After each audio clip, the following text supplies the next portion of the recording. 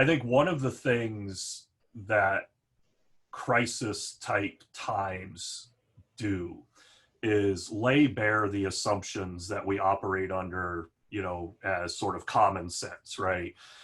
And it really forces us to not just examine, but re-examine in many ways the assumptions that in some cases we didn't even realize that we had. And so I don't want to be one of those cold-hearted ed tech, hey, there's an opportunity in this crisis, because that's certainly not the way that I mean it. But what I do think we can and ought to be doing is really taking this moment to look at the assumptions that we're operating. And I say we broadly, in higher ed and education in general.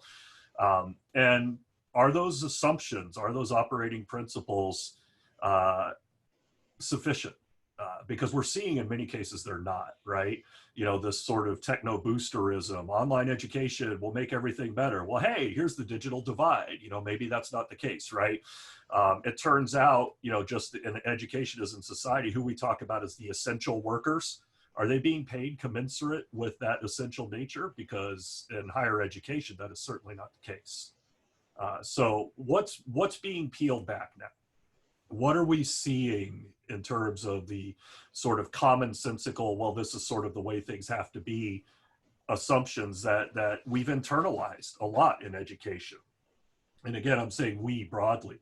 This is a real opportunity for us to critically examine those. And, I don't think that we should ever think about getting back to normal. I think we should think about getting back to the way things ought to have been in the first place, which is a really tortured grammatical construction. But I think more useful for our current moment, because what we're learning now is a lot about the importance of effective teaching, the importance of student-centeredness, who's really doing that work, what parts of the higher educational hierarchy those people tend to occupy, and how does that jive with our both institutional and larger higher ed missions of inclusion, access, and equity, because I think there's a lot of disalignment there. And I think that's one of the things that we're really seeing. And so even in a time like this, where things have just gone completely sideways, a practice grounded in an ethic of radical hope today still looks like this critical, reflective, action, practice-oriented set of measures to push back against the kind of the implicit assumptions that have guided us and do better. And I hope that that's one of the effects that we can take out of this, because other people are, if we don't tell our own story, somebody else will tell it for us. And there are a lot of people already trying to step into that breach to tell that story for us.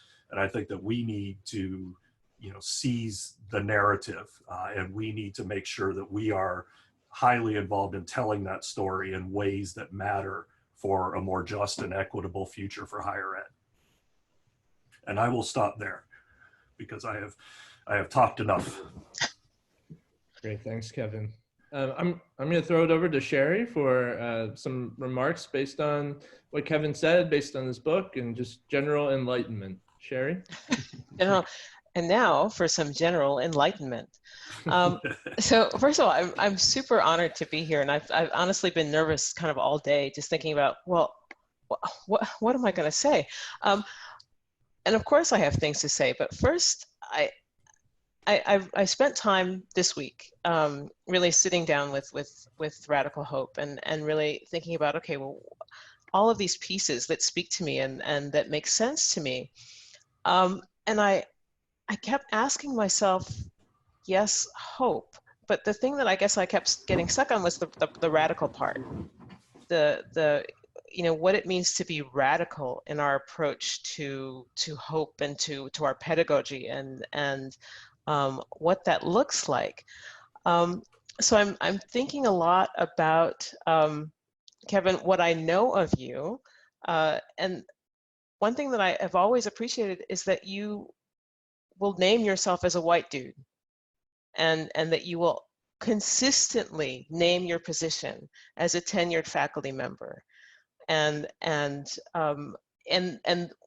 always recognizing where your positionality, what it allows you to do, where it, how it influences the way that you may approach some things, and recognizing that other folks may not have those same privileges or those same opportunities.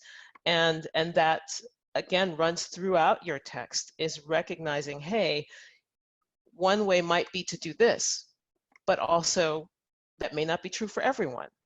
And that's something that for me is so important. And I think that maybe we don't recognize it, that we say, oh, well, how, oh, well, anybody can do that. But no, it's not true. So I appreciate the way that you consistently point to that and really acknowledge positionality and what a role that plays and what we're able to accomplish.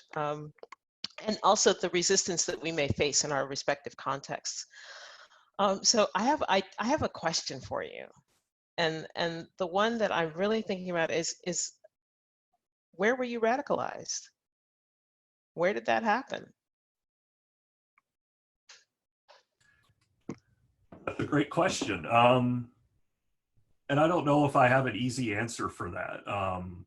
But I will say, I think a couple of things that really sort of shaped my outlook on things like educational environments, things like equity. First, I'm the child of an Air Force officer, and we moved around a lot. I went to 8 different schools. I went to 3 different high schools.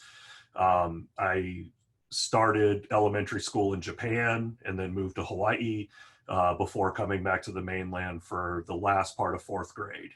So in my very sort of formative years, my first sort of coherent memories, I was in a place where the majority of people did not look like me or even speak my language. And even when we moved to Hawaii, which is, technically part of the United States, although it's colonized territory, what I saw was a lot like what I saw in Japan, actually, were cultural and linguistic things that weren't mine, or at least the ones that with which I might have been familiar. And so I think that was a really important part of my upbringing. And my parents, still married at the time, were really, I think, powerfully committed to getting on. I have 3 younger brothers, the last of whom was born while we lived in Hawaii. So, getting us out into, what was happening around us, not just staying on an Air Force base, not just hanging out with people like us. And I think that was really important for me because it helped me see things differently when I did get to environments like classrooms where a majority of the students did look like me. And I remember noticing that, and I remember wondering why that was. The other thing that I think was really important for me is the study of history. I was fortunate to have amazing history teachers throughout my educational journey. And the type of teachers who didn't just bombard us with names and dates and things like that, but actually, tried to get students to think and to ask questions and to interrogate assumptions.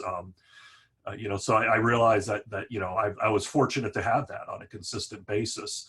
But I think what it gave me was the ability to not be afraid to ask questions and to not be afraid to think about things, that not, it was like the classic tale about a fish describing water, right? Like I wasn't afraid to try to describe the water. And I think important for me was I had been led by good teachers and by friends and by others to realize that I was in the water in the first place. And I think that was a really important first step.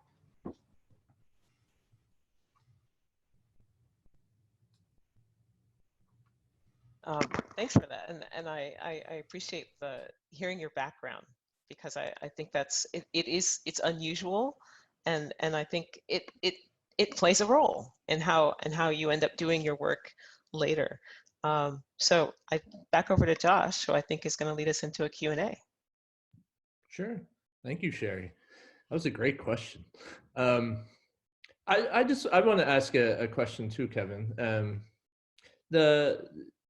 The issue of hope as pedagogy. I mean, when a lot of the folks that you cite, Freire and Hooks and Giroux and many others, for them, hope is not just pedagogical, it's political as well. And so I wonder if you might just talk for a second about the intersections of those two and how having hope and cultivating hope as an educational practice is a political stance as well. Man, I could talk all day on that. So I will try. I So, know. so I think, we need to own the fact that what we do is political. Um, all education is political.